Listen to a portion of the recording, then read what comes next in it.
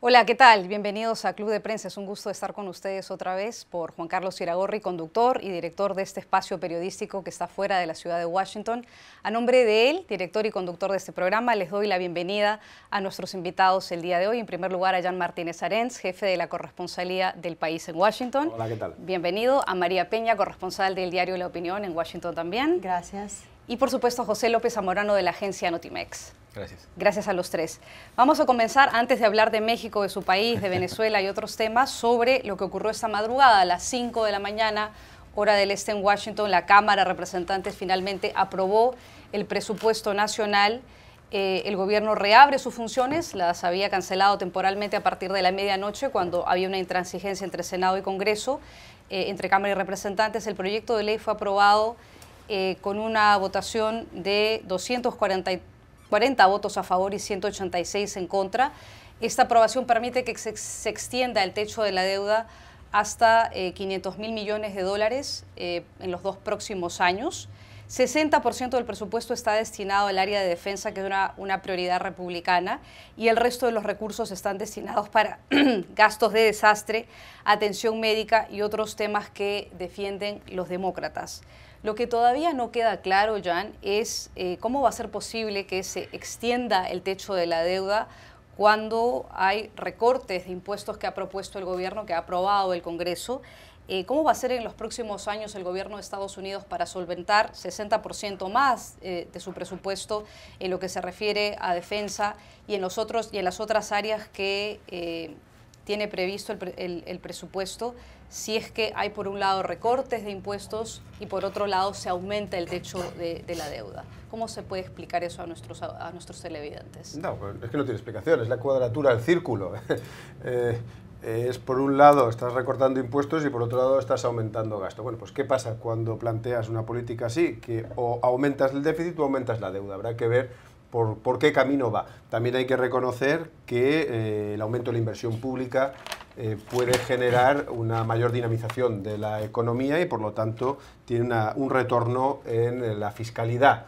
Pero evidentemente vamos camino de o el déficit o mayor deuda. Yo creo que ha habido un shutdown, ha sido mínimo, pero era evidente que se iba a aprobar este aumento de gasto y hay que entenderlo en un contexto electoral. Si no, no se entendería. Es decir, los republicanos votando un aumento de gasto que no le permitieron a Obama, ¿cómo es posible? Si va contra su doctrina y la doctrina además posiblemente más central de todos los republicanos. Bueno, pues se entiende porque en el 6 de noviembre hay elecciones legislativas a la Cámara de Representantes, toda la Cámara de Representantes y al Senado 1/3 y 39 gobernaturas. ¿Qué es lo que permite este aumento del gasto? Bueno, pues le da a todo el mundo aquello que quiere. Al presidente Trump le da más dinero para sus programas, a los republicanos les da más dinero para los militares y para los veteranos, que son dos de sus reclamaciones tradicionales, y para los demócratas para programas de infraestructuras y para programas de salud. Es decir, desde ese punto de vista, todos ellos tienen que ganar con este aumento de gasto y por eso esto ha salido adelante, ¿no? Es decir, ¿cómo se pagará? Pues ya veremos. De momento este año tenemos elecciones, ya veremos. Ahora, lo grave, gravísimo, es que quien ha quedado fuera son los Dreamers, son los inmigrantes. En principio los demócratas se habían comprometido a no permitir este acuerdo presupuestario si no se incluía un acuerdo para esos cientos de miles de inmigrantes, en su mayoría mexicanos, que están perfectamente integrados en la sociedad estadounidense y que por orden de Trump, a partir del 5 de marzo, perderán sus permisos de trabajo y de residencia. Bueno, estos han quedado totalmente fuera, con lo cual, nuevamente, la política de Washington lo que ha demostrado es que a quien se mira es el interés cortoplacista de los partidos y de los taxpayers y de los votantes de esos partidos. ¿Quién ha terminado cediendo más en este proceso de negociaciones, María? ¿Los demócratas, por las atingencias que estaba señalando Jan, o los republicanos que también al final han tenido que ceder alguna de las peticiones demócratas? Bueno, yo creo que lo que estamos viendo con el acuerdo bipartidista que se aprobó esta madrugada es que los dos partidos tuvieron que hacer concesiones. Y yo diría que al final todo el mundo salió perdiendo también, porque la Oficina de Presupuesto del Congreso ayer mismo, cuando se estaba este jaloneo de que si se vota o no se vota, dijo que este acuerdo en particular va a aumentar el déficit por 320 mil millones de dólares en una década. y eso lo terminamos pagando tú y yo y todos acá en esta mesa que pagamos impuestos, ¿no? Así que yo creo que al final salen perdiendo. Parte de la traba que hubo ayer, que hay que explicar también, es que a mí me pareció muy curioso que los que se consideran conservadores fiscales, en su mayoría republicanos, se oponían a la aprobación de este presupuesto precisamente porque va a fundir más el déficit que ya tenemos, la deuda nacional también. Claro, aplaudiendo el gasto militar, pero por otro lado, ¿a qué precio, no? Al precio de un mayor aumento del déficit. El senador Rand Paul puso, siguiendo unas reglas parlamentarias, puso un bloqueo en el voto porque él exigía que se votara una enmienda para dejar el techo de presupuestario como estaba antes de ese acuerdo bipartidista. Pues no se logró, hubo todo este vaivén de acusaciones. Lo curioso de Rand Paul y de conservadores fiscales como él es que ayer chillaban por el aumento del déficit y el aumento de los gastos de defensa y domésticos, pero ninguno mencionaba que ellos en diciembre votaron a favor de la reforma tributaria, que también va a abultar más el déficit por más de $1 billón en una década. Así es que pues, si vamos a hablar de hipocresía, empecemos con el voto de la reforma tributaria de diciembre. Conforme a lo de Dreamers, yo creo que no todo está cantado todavía. Es decir, Pelosi, ustedes vieron el discurso de 8 horas de esta señora de casi 78 años, diciendo, pues yo no voto a favor de este plan si no incluyen a los Dreamers. Es una deuda pendiente que tienen los demócratas con la población inmigrante, con la comunidad inmigrante y en particular con los Dreamers. Yo creo que al final tuvieron que ceder, primero porque ya tenían el trago amargo de que los acusaron del primer cierre parcial del gobierno. Y también porque McConnell finalmente les prometió, y ya vemos que cumplió, les prometió que va a permitir un debate abierto sobre inmigración en las próximas semanas. Y de hecho, a la par de este voto del presupuesto, dijo que el lunes va a presentar una legislación que va a servir como vehículo para este debate migratorio, que obviamente, como muchos años anteriores, va a causar mucha discordia, muchas fisuras, porque todo el mundo está de acuerdo de que el sistema migratorio está roto, no funciona como debe funcionar, no responde a las necesidades del mercado laboral, pero claro, la cuestión está en cómo se va a arreglar, cuál va a ser esa legislación que va a permitir, por un lado, legalizar a 1.8 millones de Dreamers y, por otro lado, reforzar la seguridad fronteriza, que es lo que está exigiendo el presidente Trump, además de reducir la inmigración legal. Los demócratas han dicho, nosotros podemos hacer concesiones en lo que se refiere a la vigilancia de la frontera, pero no queremos ceder en la reducción de la inmigración legal que Trump y los conservadores pues quieren reducir a través de eliminar la lotería de visas y las visas de reunificación familiar, que han sido desde 1965 lo que permite la inmigración ordenada y legal hacia este país. O sea, hay mucha tela por cortar en las próximas semanas. Yo creo que es un presupuesto que evita el cierre del gobierno, evidentemente, da este plazo, porque estos fondos quedan hasta el 23 de marzo, mientras los dos partidos siguen pues tratando de consensuar qué es lo que van a hacer con el acuerdo marco de 2 años hasta el próximo año. O sea, pero por lo menos ya se superó esta crisis. Supongo que la próxima semana ya entraremos en otra. Pepe. Bueno, voy a discrepar del último punto de María, porque en el resto coincido 100% y también con Jan. Yo creo que la crisis no ha superado, porque si algo demuestra este teatro kabuki que acabamos de ver y que se repite como culebrón cada 2 o 3 semanas, es que la crisis política y la disfuncionalidad de Washington no necesariamente está enraizada en los pleitos entre republicanos y demócratas, sino en la falta de identidad política de cada uno de los dos partidos. Es decir, tienes por una parte a un grupo de republicanos que decidieron dejar de ser republicanos y convertirse en el partido de Trump. Básicamente van a apoyar como un cheque en blanco todo lo que venga de Trump, y el más patético caso es el presidente de la Cámara Baja, Paul Ryan, que básicamente cedió a su papel de liderazgo y dijo, yo solamente voy a aprobar aquí lo que quiere el presidente. Bueno, pues entonces pongan a Mike Pence a dirigir ahí también la Cámara Baja. El Senado. Y ya, y se acabó, ¿no? Y el reflejo que hay de esos 67 votos republicanos que votaron en contra de este presupuesto y que se refleja en la expresión de Rand Paul en el caso del Senado, pero que no es solo Rand Paul, hubo también 28 votos en contra en el caso del Senado. Y en el caso de los demócratas también. Tiene 119 demócratas que votaron en contra del acuerdo en la Cámara Baja, que son esos mismos demócratas que dijeron no vamos a aceptar ningún acuerdo presupuestal que no tenga los Dreamers, pero no están unidos. Es decir, hay personas todavía, incluso Henry Cuellar, una persona que de credenciales impecables de defensa a la comunidad latina, que dice, lo siento mucho, hay 690,000 Dreamers, pero hay 320 millones de estadounidenses y finalmente tengo que votar por algo que le convenga al país. Entonces, cuando ves... además representa un distrito de la frontera. De la frontera. Ahí está, al final votan por el distrito. Exactamente, entonces allá voy. Es decir, Es que ese es el esta punto. disfuncionalidad está enraizada todavía en este esquema viejo de tipo O'Neill de la política es local y que es bien complicado realmente empezar a forjar mayorías operativas en este país de aquí en adelante. El caso específico de Trump y lo que ha hecho al mezclar, ¿no?, tantos temas para lograr el alivio migratorio a los Dreamers en el presupuesto, en la migración legal, en el tema de la lotería de visas, es todavía complicar más el panorama en un año político electoral donde los acuerdos de suyos son siempre complejos, ahora es más difícil. Entonces yo creo que estamos entrando a una nueva era de simple crisis política y disfuncional repetitiva, porque este acuerdo es hasta el 23 de marzo. Muchos de los programas que están siendo aprobados en este momento realmente no van a quedar totalmente satisfechos. El tema de los Dreamers sigue en el aire y creo que va a ser la gran batalla política entre este momento y el 5 de marzo. Y yo no veo un escenario en el cual todavía se pueda lograr un acuerdo, a menos que la Casa Blanca realmente haga un efecto de flexibilidad. Si mantiene su cerrada oposición en el tema de la migración en cadena, que ellos llaman, que es realmente la filosofía reunificadora de familias de la migración de este país, y la lotería de visas, yo creo que va a ser muy complejo que veamos un acuerdo y alguien va a tener que ceder si realmente queremos un alivio a los Dreamers. Y del muro, ¿no? Yo creo que el muro ya es un tema... va a ser incluido, el muro, ¿no? ya se dieron. O sea, el muro está dado. Yo creo que el tema ya no es si hay muro, sino cuánto le van a dar. Carl Schumer ya dio el muro.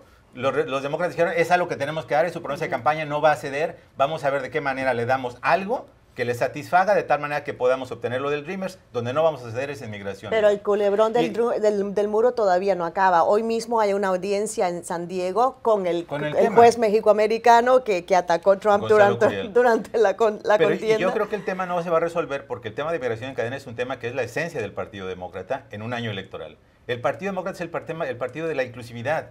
Si tú le das la espalda a lo que es tu base política, que son los inmigrantes, que son los recién llegados, que son las personas de color, básicamente vas a desaparecer como partido. ¿Qué es lo que está pasando con los republicanos, no? Que básicamente van a ser un partido sureño, etcétera, en los próximos años. Blancos. Entonces yo creo que ese tema, el de la migración en cadena, el del ataque frontal a la migración legal, va a ser el que va a definir finalmente si hay o no un acuerdo. Pero entonces coincides con Jan en que este es un acuerdo bipartidista solamente de corto plazo, mirando de cara a las elecciones. Es un de acuerdo noviembre. agarrado con alfileres que se puede caer en cualquier momento. Sí. Sí, ahora viene la discusión de la letra pequeña que va a ser terrible, ¿no? Esto es una solución de coyuntura y que lo que muestra, exacto, es que es un congreso donde lo que hay es una descomposición permanente. Es decir, no hay una línea política clara y ni siquiera el presidente consigue imponer sus líneas políticas, con lo cual nos encontramos que hoy hay paz, pero dentro de 2 semanas podemos ver la batalla otra vez, ¿eh? Por eso decía que vamos de crisis en crisis. Vamos a ver qué pasa el 23 de marzo cuando conozcamos la letra chiquita de este acuerdo.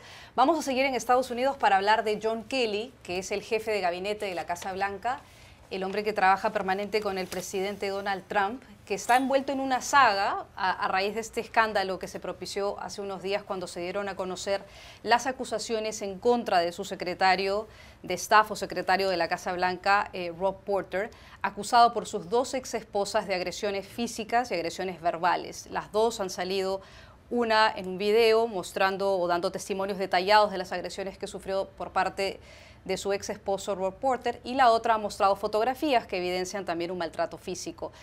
El secretario de gabinete del presidente Trump no tuvo otra mejor idea que salir a defenderlo. A pesar de que se conocían las fotografías, él dijo que él era un hombre de integridad, un hombre de honor, lo respaldó aún a pesar de los testimonios de las 2 exesposas. Llama mucho la atención la postura de Kelly en ese sentido, porque después de eso tuvo que suavizar sus declaraciones y decir que efectivamente este señor se había retirado de la Casa Blanca, que había puesto su cargo a disposición y tuvo que matizar un poco sus declaraciones. Aparentemente el FBI entrevistó a las dos exesposas antes de que Porter asumiera el cargo para la Casa Blanca, con lo cual no queda muy claro si es que efectivamente la Casa Blanca sabía de las acusaciones en contra de él y si es que lo sabía, ¿por qué lo ocultó? Los voceros de la Casa Blanca no han querido responder esa pregunta, pero cuando uno mira un poco la historia de controversias que han envuelto a John Kelly, esta aparentemente no sería una de las controversias en las que su credibilidad está en tela de juicio. ¿Crees tú, Jan, que la credibilidad de John Kelly queda entredicho y que ahora se rompe más esa credibilidad a raíz de lo sucedido? Yo creo que lo que está sufriendo John Kelly es lo que sufren los políticos. Es decir, la erosión, el desgaste. Es decir, él llegó inmaculado al puesto, él era un general de marines de 4 estrellas, aplaudido por todo el mundo, reconocido a derecha e izquierda, y ha entrado en el ojo del huracán, que es la Casa Blanca, con un presidente que además es complicadísimo para manejar políticamente, y su trabajo es manejar políticamente al presidente, y su inexperiencia política le está pasando factura. Él ha tenido tropiezos graves. Lo tuvo con el caso de los soldados muertos y las llamadas de trampa a los familiares, donde él llegó a sacar en defensa del presidente, defensa absurda, el caso de su propio hijo muerto en combate, con lo cual francamente era desmesurado y no se lo exigía el cargo. Cometió un error gravísimo en plena polémica por las estatuas y en pleno renacimiento de la ultraderecha americana de defender al general Robert Lee, el general que comandaba las tropas confederadas, las tropas sudistas, las tropas racistas, las que lucharon contra las tropas de Grant y de Lincoln. Y ahora ha cometido un error gravísimo, que es defender a una persona sobre la cual hay sospechas fundadas de agresión, de violencia. Y hay que recordar que estamos en el contexto del Me Too, es decir, que la sociedad ha cambiado.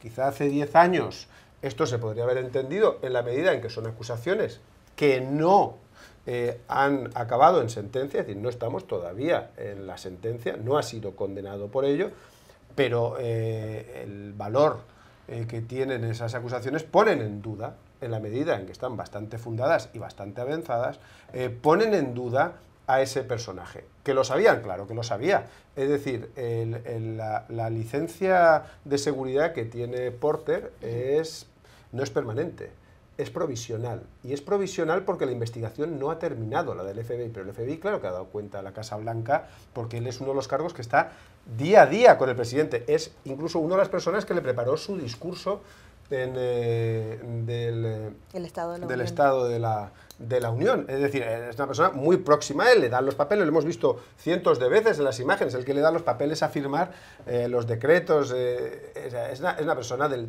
entorno más próximo, y además, por lo que cuentan, bastante brillante dentro del entorno de Donald Trump.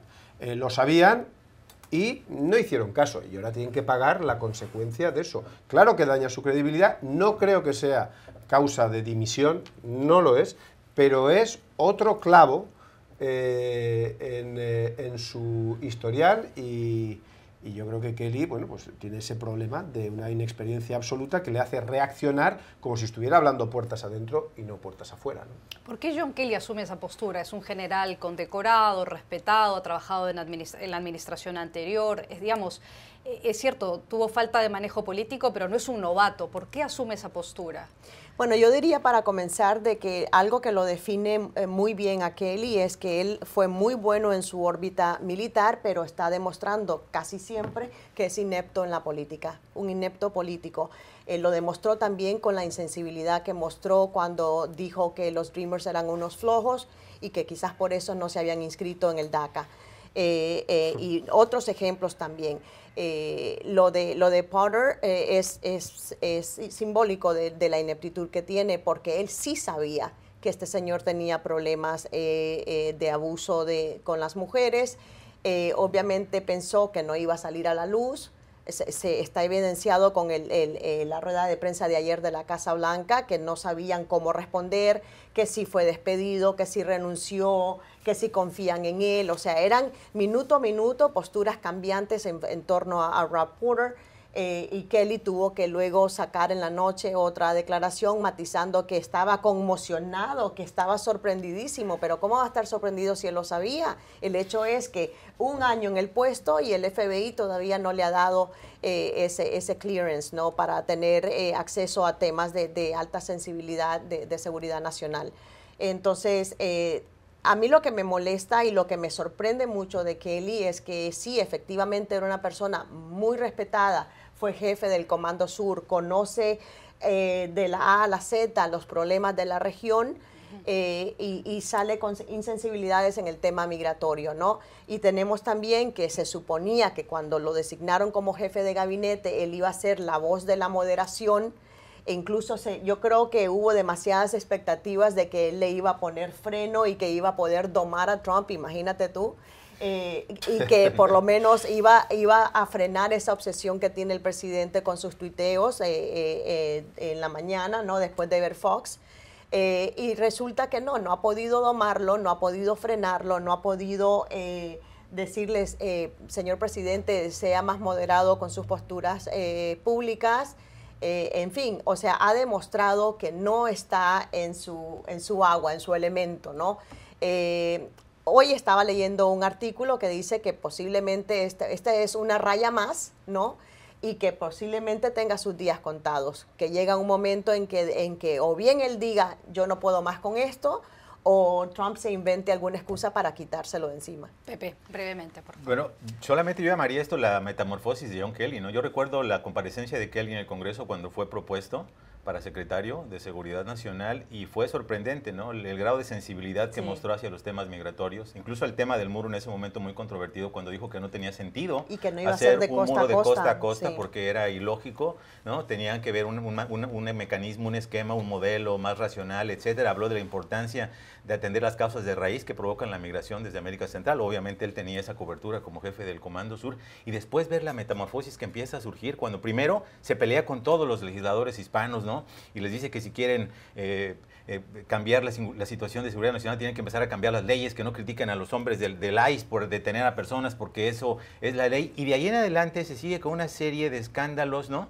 Incluso cuando a la legisladora afroamericana le dijo que los barriles vacíos son los que hacen más ruido, con base en datos absolutamente falsos de lo que ella nunca había dicho. Exacto. Entonces, cuando tienes esta gran paradoja de traer a una persona que va a meter el orden y ahora se convierte en el inspirador del caos, solamente en una presidencia disfuncional, en una Casa Blanca disfuncional, puede ser visto como una gran figura. Pero lo más singular de todo esto es que en la Casa Blanca, cada vez que buscan ellos hacer un spin, ¿no?, darle el giro a las cosas, a las 2 horas aparece una fuente interna de la Casa Blanca que los desmiente abiertamente a través de CNN, el New York Times o el Washington Post, ¿no? Esto te habla del nivel, ¿no?, de deterioro, ¿no?, moral interno en la Casa Blanca que estamos viendo en este momento en la Casa Blanca, en la presidencia de Donald Trump, y que se está reflejando en todas y cada una de las decisiones. Si corta la realidad en esto, ya es bueno, Kelly, ok, inepto, pero corta cualquier pedazo de la realidad que quieras en cualquier tema y en todos esos temas hay disfuncionalidad. No puede continuar así. Pero hay otro elemento que se me olvidaba mencionar y es que tampoco le está robando protagonismo a Trump y eso pues no cae muy bien en la Casa Blanca, ¿no? Vamos a un corte comercial, ya regresamos al programa. ¿Qué tal? Regresamos al programa para hablar de Venezuela y la crisis política y humanitaria que vive ese país que cada vez más se agudiza. El Consejo Nacional Electoral de Venezuela, que es leal al régimen del presidente Maduro, ha decidido que efectivamente las elecciones se van a realizar el 22 de abril, pese a los pedidos de la oposición para que las elecciones se hicieran por lo menos en junio y no antes del 30 de abril. La oposición, que está representada por Julio Borges, pedía que las elecciones se hicieran con un mínimo de garantías en otra fecha. Habían varios requisitos que pedía la oposición en estas conversaciones en República Dominicana que fracasaron. Pedían además que hubiera un espacio en los medios de comunicación para que las partes tuvieran tiempo de exponer sus mensajes políticos, algo que también fue rechazado, y otras peticiones más. ¿Cómo se explica la postura del gobierno venezolano que cada vez va tomando más control de todas las decisiones? Esto es casi dejar sin ninguna salida a la oposición al imponer una fecha con un poco de tiempo para que la oposición pueda tener unas garantías mínimas de un proceso electoral limpio. La revista The Economist el día de hoy habla sobre eso y habla sobre lo que ha titulado The Economist como el apagón democrático en Venezuela. ¿Cómo lo ves tú, Jan? Bueno, en Venezuela seguimos en un camino triste y terrible, ¿no? Que es la de pérdida de garantías democráticas, ¿no? Es lo que estamos viendo ahora. Es decir, es una farsa detrás de otra. Y el gobierno de Maduro no está dispuesto a remontar la situación. Esa es la verdad. Siempre que puede, empeora el momento político, y esto además se junta con una situación de enorme crisis económica y de necesidades de los venezolanos, con la mayor inflación del mundo y cientos de miles de ciudadanos abandonando ese país ante esa situación. A todo ello se junta la persecución a la oposición política. Recordemos que Capriles no puede presentarse, recordemos que Leopoldo López ahora mismo no puede presentarse y muchos otros no van a poder presentarse a estas elecciones. Ahí yo creo que también ha quedado mal el papel del mediador de Zapatero, que se ha alineado con una de las partes en un gesto yo creo que sorprendente y que le va a costar mucho. Es decir, ha dado su confianza al gobierno cuando lo que pide la oposición, o por lo menos gran parte de lo que pide la oposición, es bastante razonable. Sobre todo la cuestión del tiempo es evidente. Es decir, no hace falta hacerlas el 22 de abril, que es decirlo, en términos políticos esto es como hacerlas mañana. Es decir, junio, julio, claro, hay que darle tiempo a preparar. Es decir, si el gobierno venezolano realmente quisiera tranquilizar las aguas y recuperar su credibilidad, la cuestión del tiempo no estaría sobre la mesa o sería una de las posibilidades de negociar. Pero esa negativa a negociarlo todo, incluso la rehabilitación de determinados líderes para que se puedan presentar, lo que está mostrando es que el gobierno está jugando a unas elecciones cautivas, en las cuales lo único que busca es la perpetuación en el poder de un régimen que hemos visto que sus consecuencias son desastrosas. Yo creo que aquí hay que aplicar con velocidad un plan internacional de presión que no está ahora a la altura de las necesidades del pueblo de Venezuela. La revista The Economist, María, pedía, recuerda, entre otras cosas, que la oposición pedía una remoción de algunos miembros del órgano electoral venezolano para que hubiera transparencia. Otro asunto al que se ha negado el gobierno venezolano. Y además hace un recuento de otras cosas que la oposición pedía. Estamos entrando en una etapa de entrampamiento mucho más complicada en Venezuela, y cómo se explica que el mediador, el expresidente del gobierno español, José Luis Rodríguez Zapatero, haya tomado una posición de pedirles a la oposición que acepten los plazos que pone, o que impone, mejor dicho, el gobierno venezolano. Bueno, yo creo que yo no sé cuánto tiempo vamos a seguir hablando de una situación empantanada en Venezuela. Lo venimos contando desde hace años. Hay organismos internacionales como Human Rights Watch, como Amnistía Internacional, como la OEA. O sea, la presión internacional ha existido. Lo que pasa es que no ha surtido efecto. Pero yo creo que no se puede decir que no ha habido suficiente presión internacional. Sí que la ha habido. Lo que pasa es que estamos en una situación en la que el chavismo no cede. Esto de dar solamente 2 semanas de campaña electoral para decidir el destino de un país me parece que es risible como mínimo. Y estoy de acuerdo en que no hay ninguna necesidad para adelantar estas elecciones, porque en efecto tendríamos, pues aún, suponte tú, quien gane en abril, tendríamos a un presidente en funciones más Nicolás Maduro. Entonces es una situación bastante extraña como mínimo.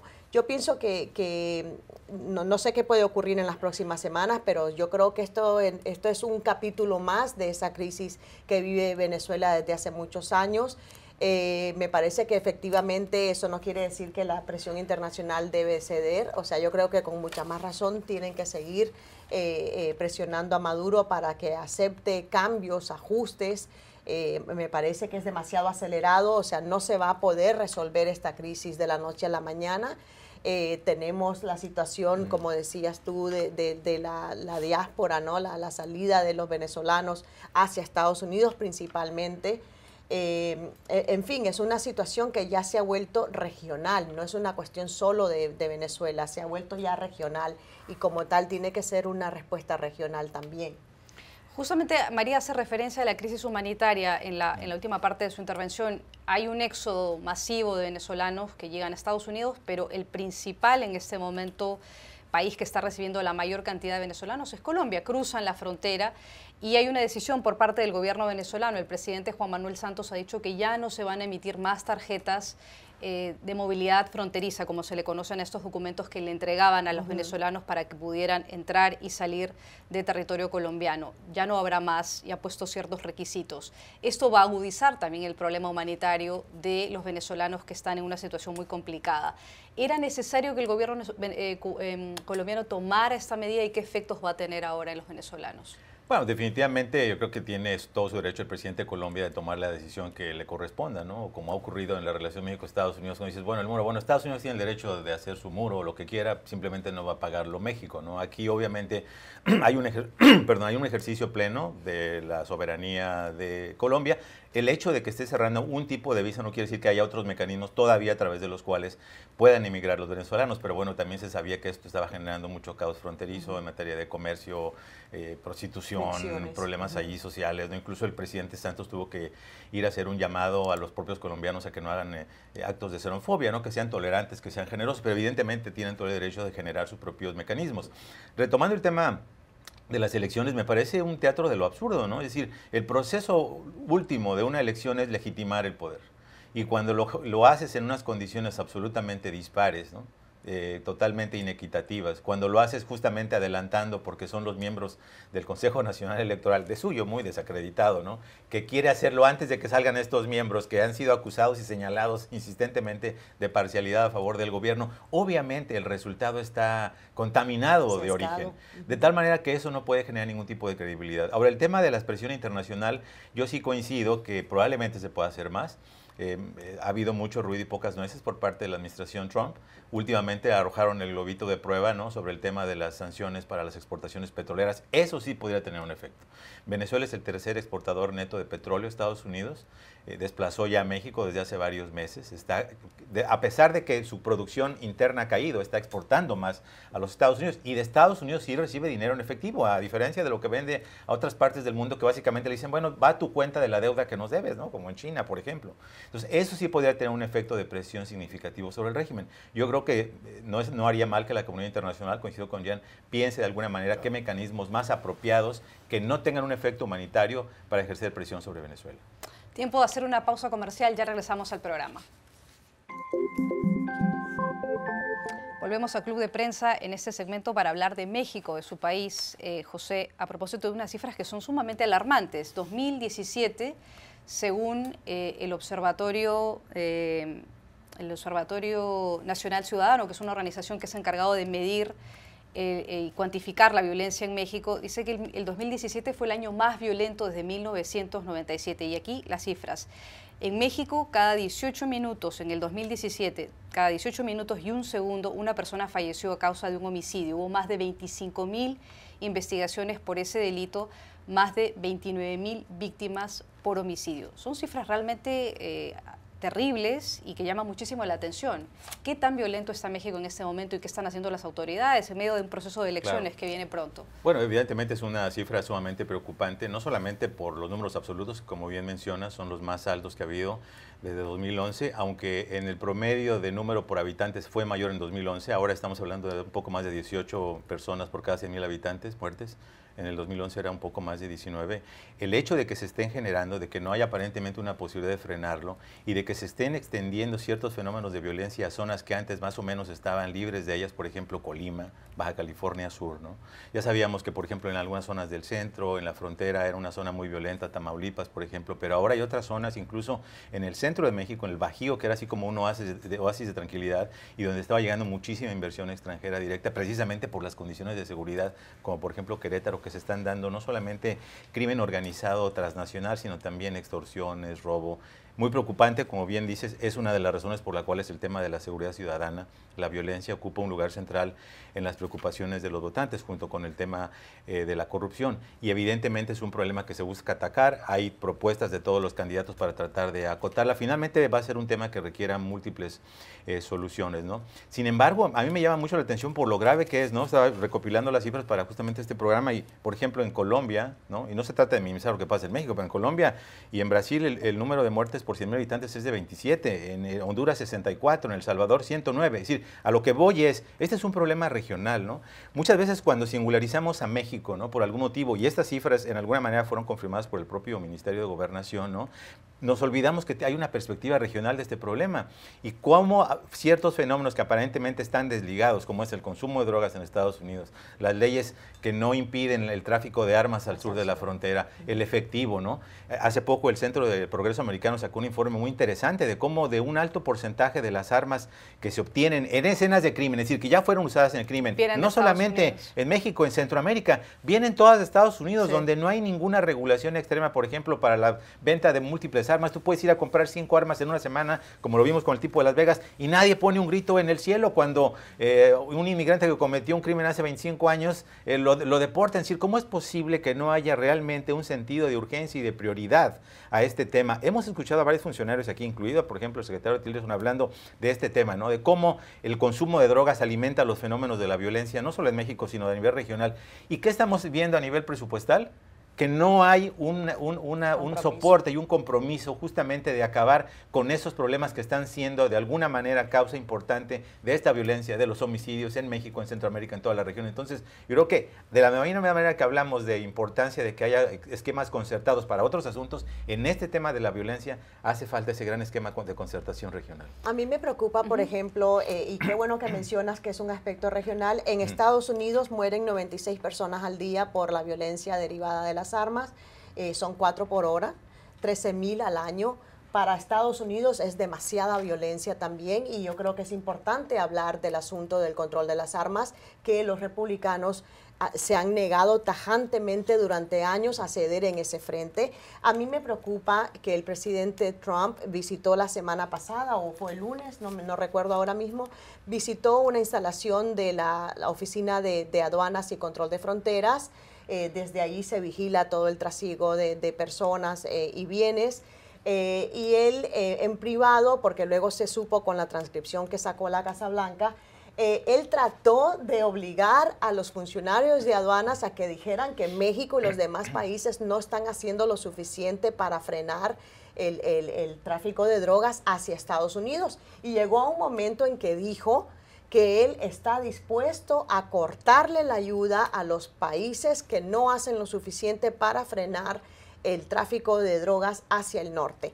Obviamente ignora la realidad de que si hay un narcotráfico es porque aquí también hay consumidores. Entonces, lo que faltó de esa amenaza que hizo el presidente es decir, ¿qué van a hacer para ayudar a estos países, a México, a Centroamérica, a Sudamérica, a combatir el narcotráfico? No ha habido un compromiso serio. De hecho, muchos piensan que la lucha antidrogas ha sido un fracaso y prueba de ello es el aumento en la producción de coca, el aumento, o sea, es decir, hay una situación que está íntimamente ligada al problema de la violencia en México con los narcotraficantes, con los contrabandistas de personas. Es decir, es un problema amplio, integral, que también requiere una respuesta integral que no está dando Estados Unidos. Jan. No, en Estados Unidos, por la crisis de los opioides, el año pasado murieron 60,000 personas. Es decir, estamos hablando de 27,000, 29,000 en México, bueno, 60,000 aquí, y por un problema conexo. Es decir, en el norte mueren por sobredosis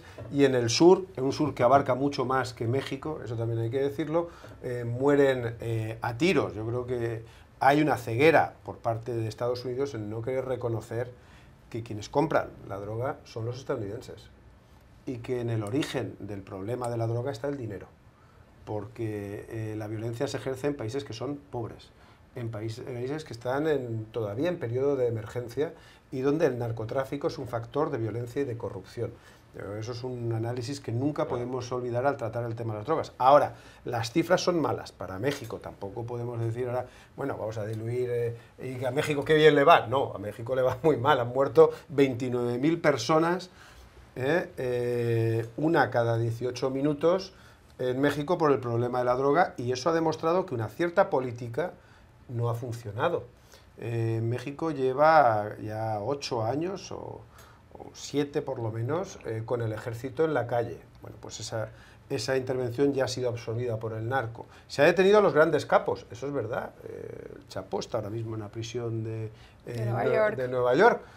Pero es que los grandes cárteles se han convertido en pequeñas organizaciones mucho más violentas y que se escapan del control, y sobre todo lo que ha fallado, que ningún gobierno de Centroamérica, de Latinoamérica, y desde luego no lo ha hecho el gobierno mexicano, es la lucha contra el dinero negro.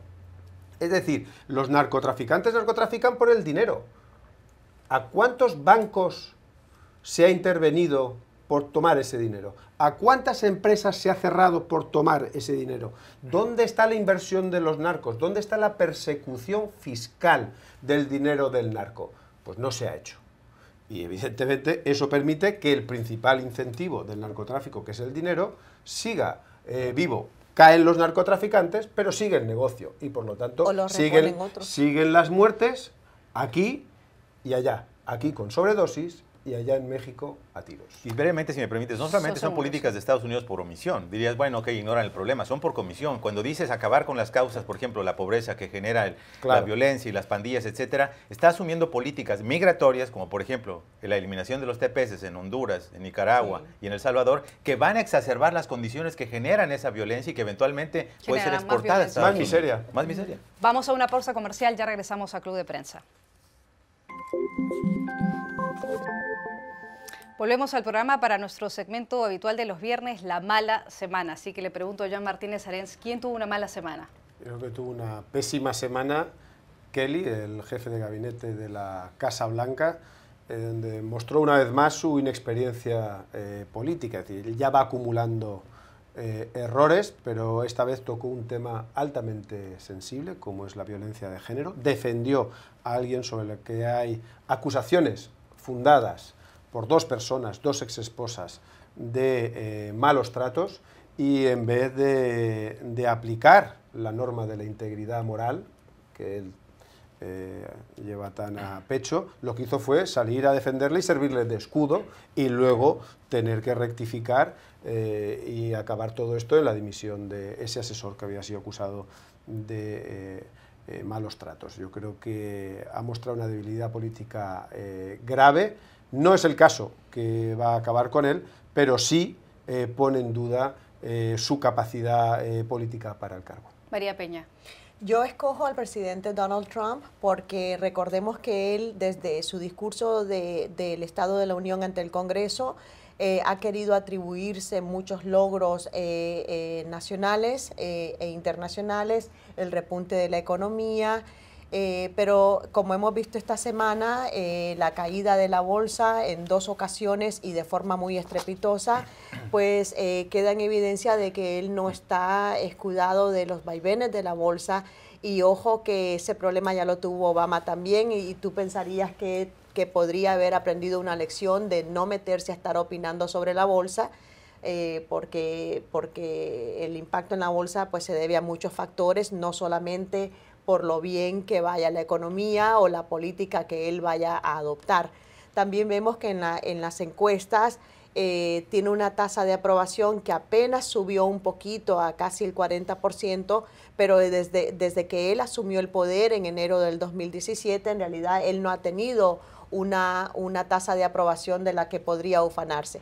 Ahora, la Casa Blanca hábilmente menciona siempre las encuestas que realizan los republicanos entre la gente de su base. Por supuesto que la base sigue con él, un 30% de la base sigue con él, pero cuando vemos las encuestas generales de todos los estadounidenses, vemos que él sigue muy mal parado, con pésimas calificaciones a su desempeño, creando más divisiones dentro de su partido y en el Congreso, con el que tiene que trabajar si es que quiere avanzar su agenda conservadora.